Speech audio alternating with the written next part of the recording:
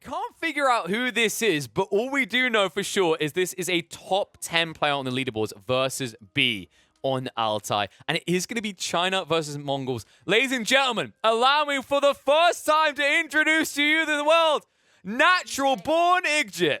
Oh, God, I love that name too much. It's too good. So I couldn't quite figure out who this was because it seems they purged their nicknames. But this person is 9th on the leaderboard with 699 games played. And I can't remember who lines up perfectly. I have a feeling this could be running. In fact, I think it's running. It's running. I know it's running. It has to be running. I've seen that profile picture before. Ladies and gents, we've identified it. Natural Born Igjit is running. Because his second account in the top 100 is missing right now, and I'm pretty sure I've seen that profile picture before. So we have got 3DB versus running in a Mongol versus China matchup on Altai, and this is a very choke point-oriented map generation. Holy smokes, look at this. Oh, this is some Gandalf levels of You Shall Not Pass. I mean, there's 2 tiny, baby-sized choke points to get through. Look at this one. I mean, this is actually appropriately Gandalf. This is Lord of the Rings Fellowship going up the mountains right now. This tiny path here, and then one to the south. This is a lot of natural defense points, and this might work to Natural Born Igjit, aka Running's advantage in this situation. Because you don't have easy access to his base. Some people think it's not running. I'm almost certain this is running. If someone knows for sure, it's the picture that's got me thinking it's running, because I've seen that picture before. It's the chicken. It's the chicken with the dark background. I don't know where I've seen it before. I might be wrong. Actually, you're right. Yeah, Phantom's running's alternative. Yes, you're right. So, wait a second. Didn't Phantom... Like, Phantom has the chicken as well, right? No, that's the mask. Who the hell is this? I think you're right. Shout out to Darvoy for that, by the way. I'm just not sure who this is then. We'll find out eventually. Like, when the video is released, we'll probably know by then. So this isn't running. My mistake on that. I got a little bit too excited. It's because I got the mask and the chicken mixed up. Damn these Smurfs. But yes, this is a rank 9 account with 699 games played. So this will be a tight one either way. But Natural Born Igjit, as I said, has a really nice spawn here. Like, really kind of enclosed. This is as good as it gets as the Mongols in terms of natural defenses. Now, B could use these natural defenses against you to box you in easily. But what he shouldn't be able to easily do is that cheesy outpost spam we've been seeing out of Chinese players right now. The reason they do it, by the way, is because not only do you get the barbecue, aka the barbecue in the sun, your landmark that is a keep, but also you're able to drop outposts much quicker than your opponents with the quicker build speed the Chinese have. It's a very big booster to this early aggression, and you can lock your opponent out. And it has to be said, if it wasn't for these natural defense points, Natural Born Igjit would be a little bit exposed in that regard. You'd have very limited gold to work with, very limited wood. You can see that there's only like 2 extraction points safe, and everything is very condensed. This Uvu's so far out, which means that you can't utilize pastures as effectively early on. And that means there's going to be an additional strain on your early game eco to get your pasture district online. Usually when you have your Uvu close by, you half the amount of pastures required to sustain your economy. But because he's got that extra strain, and you're up against a Civ that gets eco benefits via the Superfires, giving the extra 20% drop-off, I feel like B is favored with this map layout and these Civ choices. We'll have to see how it plays, though. B, he definitely throws a lot of curveballs, so you never really know what to expect when you get in a match featuring him. But right now, already up to 2 of the Imperial officials. And notice he's doing the typical build. You don't drop a money camp. You don't go on the gold vein. You really don't need to do it when you're playing as the Chinese because of just how powerful taxation is, right? It's kind of surprising. You don't need a gold mine in your country if you tax your people. I, as a person who pays my taxes, can definitely confirm this. I get ripped off. Some people think Igjit could be someone new, but like 699 games played, they're not exactly new. And I've seen that picture before. I just can't put my finger on where. It'll probably strike me halfway through. I'll be like, oh, I know. But I've definitely seen that person somewhere around. In terms of ELO scoring, like this person's 2027. Like they're incredibly high right now. There are only 10, maybe 12 players. Sorry, to be specific, there's 17 players past the 2,000 mark. So that's just how kind of elite tier this is right now. The tech up's coming out on both sides. Fuelage has been achieved, but this pasture still back at base is just not very efficient. And like I said, this is going to add into additional strain on your eco. Like, you're going to spend a lot more time building pastures to surplus your eco, then you are expanding into military buildings, which will enable your aggression early on. Not that you necessarily want to be aggressive. Like, realistically, the build right now as the Mongols is to go heavily into economy. Like, their power spike timing right now is Castle Age. It used to be hard into feudal, but that's changed ever since. So apparently this is an NA account. Shout out to Gear of War for confirming that. It could be GUA. I don't think he was online at the time of recording. Or it could be... Ooh, Soldier comes to mind, actually. Because Soldier does compete like a high-level player, but like his main account is 131st. I'm speculating, though. I don't want to spend too much time on that. I don't think it's Hera at all. I think Hera's too busy lolling up in League of Legends land. But we'll find out eventually. Let's focus on this game for now, because it looks like B is going to be going into the stone. He's going to be looking to get his hands on that secondary TC before he gets the barbecue. So not Barbican the Sun being dropped just yet. Intriguing. But he is at least burning down this UV very slowly. This is going to take a long time. Like, only one scout invested. But the point is that you know your opponent is not going to defend it. Like, Natural Born Igjit doesn't have the means to do so because of that strain we talked about. Like, you need additional pastures. So if you drop a Rax, an archery range, you're going to suffer elsewhere. Admittedly, one play he could make, he could actually just drop some military aggression and then go for a Gur onto this deer and berry site. It's very, very valuable here. So I'm kind of surprised instead of going for that, this player is fully condensing themselves, but it is allowing them to, in theory, access a quicker tech timing, because if they did go out for the deer and the berries, they would have to then build military forces to defend this or outposts, which would stunt their growth. And you see that that's their prioritization right now. Because while they're going up for the castle, the Chinese side are going horizontal. They're not scaling up, they're going wider with this TC expansion.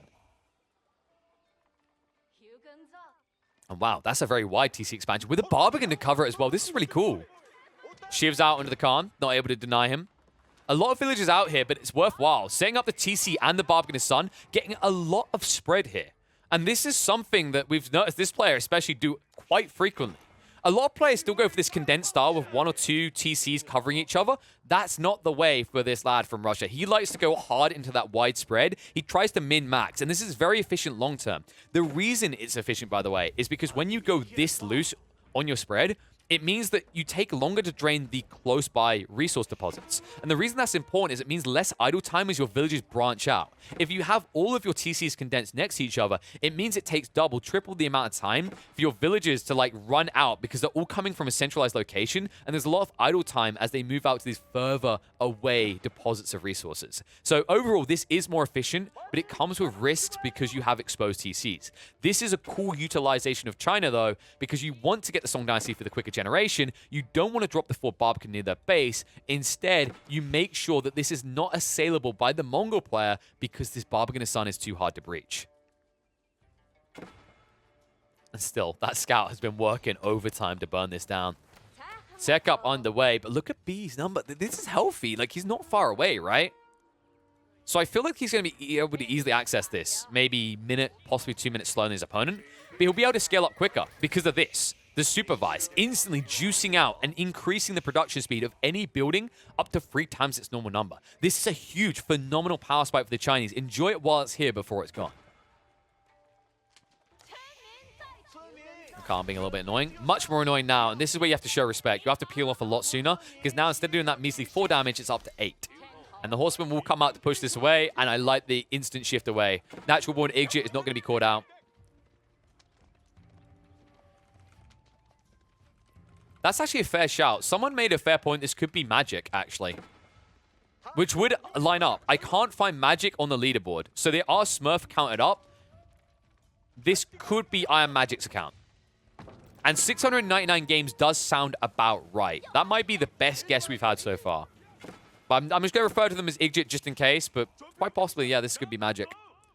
However, Magic might have their work cut out for them. It has to be said that in this situation, B is quite cozy. You can see on the numbers, he just needs to sort the gold. The gold will be sorted quickly due to the amount of surplus gold that is building up in these structures, which can instantly be just replenished by the Imperial officials, right? It doesn't take long ever since the buff from it going from 20 gold gathered to 40 gold. So you'll very quickly return this all. And considering you can drop off the Imperial Academy as well, you're decreasing the required amount of time to run back and forth between this mill and the depository.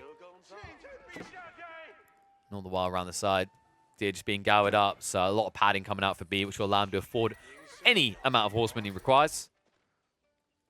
And there will be a move now forward with the crossbows. But crossbows against horsemen here. A peculiar choice out of natural-born Igjit. And I don't think this is the right call either. Like, you can't go Magadai or archers, right? Because you are up against horsemen, but crossbowmen don't fare much better. The spearmen are going to assist, and that's the good move. I love that you're now, like, supplementing. One archer range to start with, then double racks, seeing your opponent only has got their hands on stables. In theory, the crossbowmen are good down the line because this invalidates any lancers that B can go for. But right now, this feels a little bit overreactionary. Like, it's jumping the gun, right? In theory, the crossbows can be good in conjunction with the spearmen to build siege up in the field. But they're not going to find their value in the meantime, as they're going to be sniped out easily enough by the horsemen. That being said, B does kind of go a little bit too early here, so didn't really find the value he was looking for. Will peel back, but gets the breathing room. And that's the important detail here. B needs this room because he still hasn't teched up just yet. But the eco numbers are increasing quickly. Never underestimate China here. Up to 50 eco already. Meanwhile, natural-born Igjit, with only 9 people on gold, down at 35. So not even a close comparative between these two sides.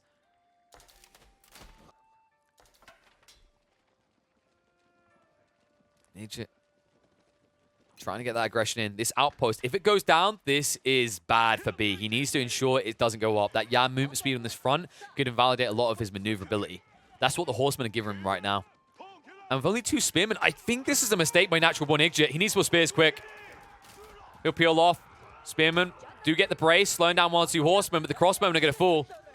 Villagers need to be careful as well, because if B sees them, he can assassinate them, and there it is. He shifts across.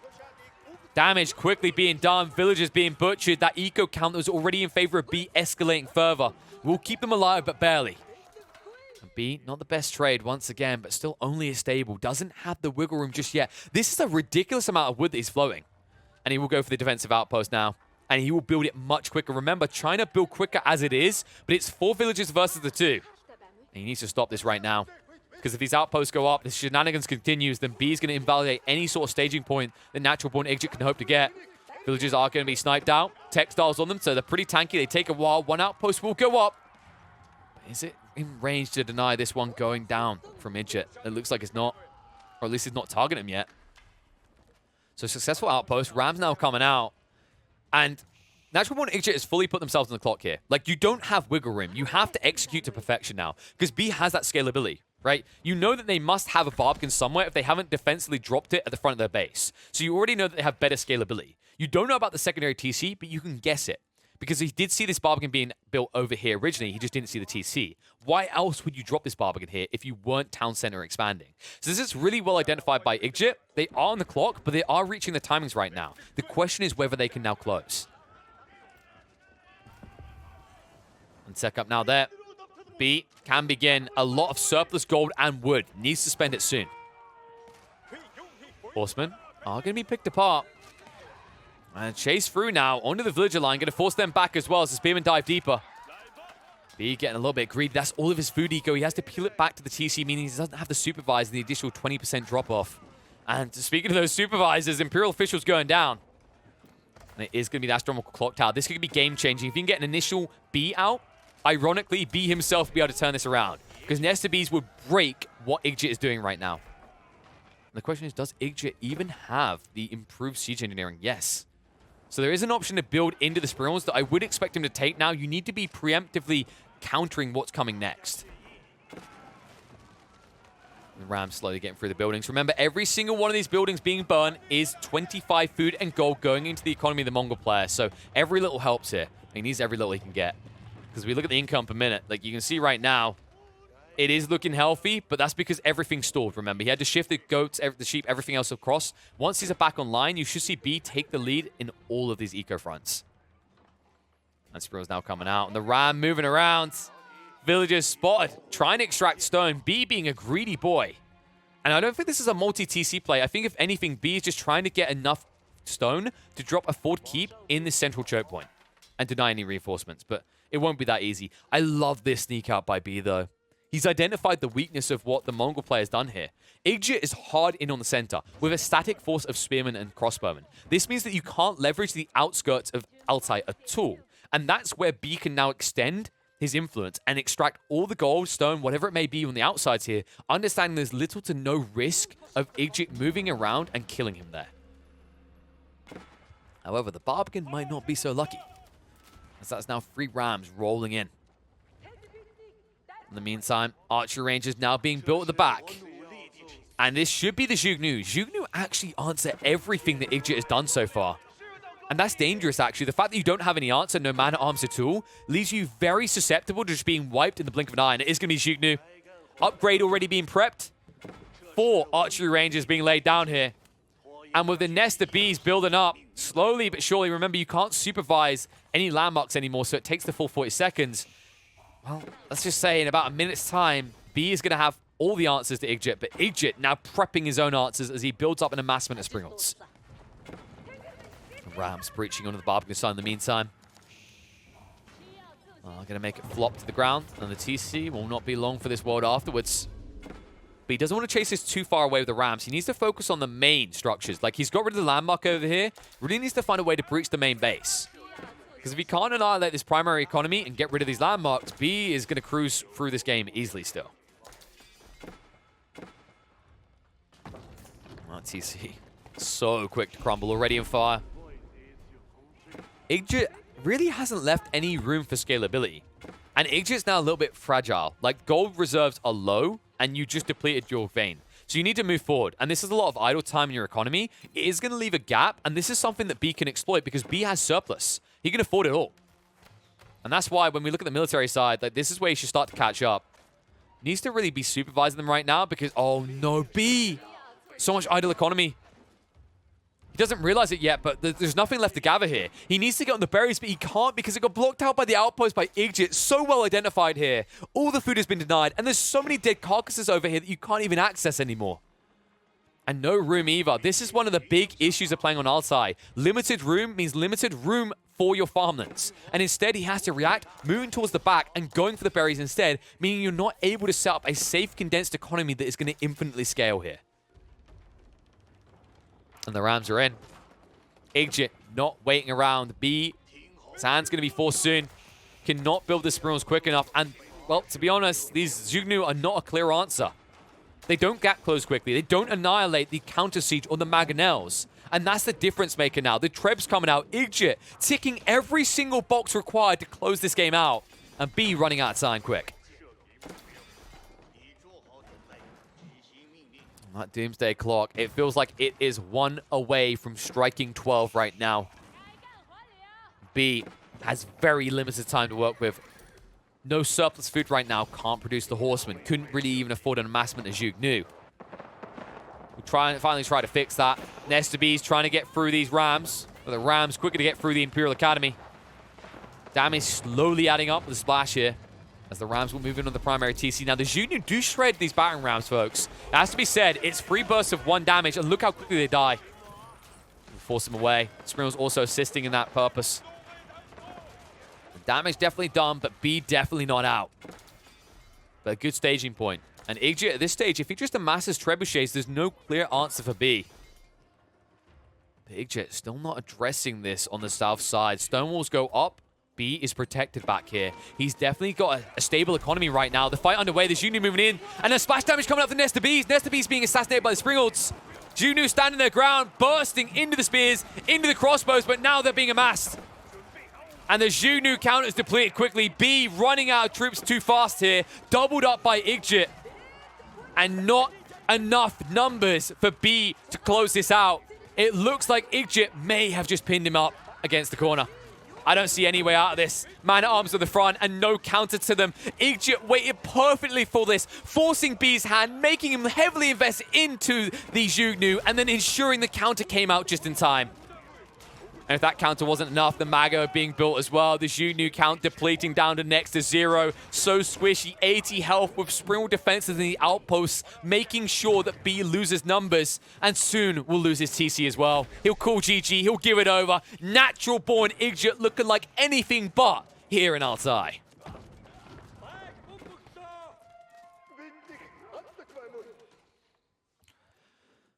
I don't know who this person is for sure. Like we assume maybe it could be Iron Magic. We can't find his account, so that's the one we're probably going to go with here. Whoever it was, though, that was done perfectly. Like, we talked about the natural defenses that can work for you or against you, but Igjit didn't wait around. Cracks the quick castle age timing.